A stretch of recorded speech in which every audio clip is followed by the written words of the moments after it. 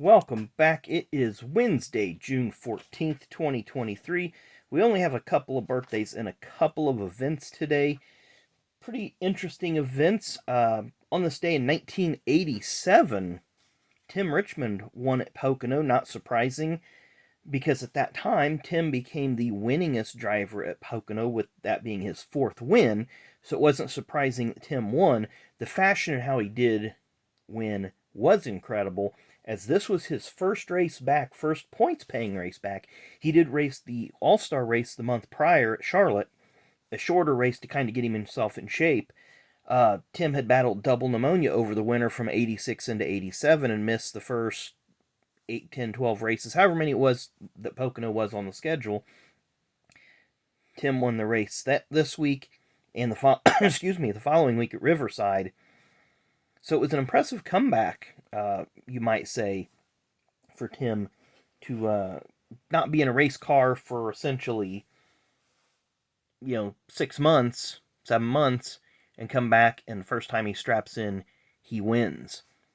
Also, on this day, 1992 at Pocono, again, this was the weekend. This was kind of one of those weekends. It was either Pocono or Michigan, just depending on how the calendar fell. But on this day in 1992 at Pocono, Alan Kulwicki wins what would be his final career Cup Series race, and the only time in a season that Alan would win more than one race. Of course, he would go on to win the title at the end of the 92 season. Only have 2 birthdays, and both of them are crew chiefs, and both of them are really good. Born on this day in 1968, don't have any cards of this gentleman, but he was recently featured on the Scene Vault podcast. Recommend you go back and listen to his interviews. Richert, Slugger, Labbe. So really good information about, working with Michael Waltrip and working with some of the other teams and drivers over the years. Lots of great stories there. So go back there to Scene Vault podcast and take a listen of their interview with Slugger.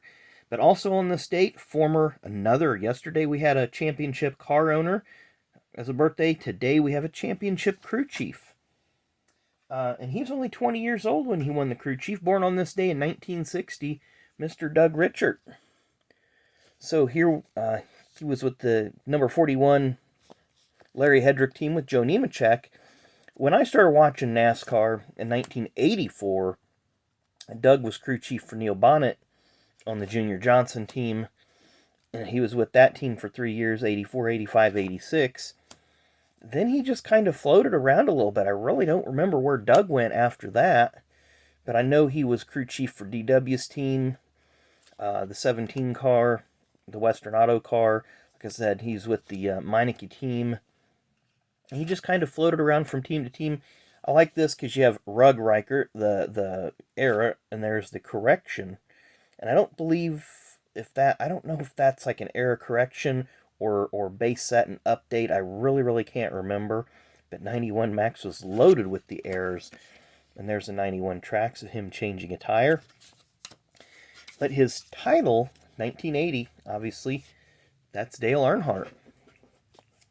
And I want to say that, who did Doug take over for? Because he didn't start the year as crew chief, I don't believe. But that's a big accomplishment. You think of 20-year-olds today, and they're still, changing tires and turning wrenches. They ain't crew chiefing. So, pretty interesting couple of birthdays today. Both of them very, very talented crew chiefs. So anyway, I hope you enjoyed the video. Like I said, it's a very short one today. So this will get you back to you getting back to your Wednesday. So thanks for watching, and we'll see you tomorrow.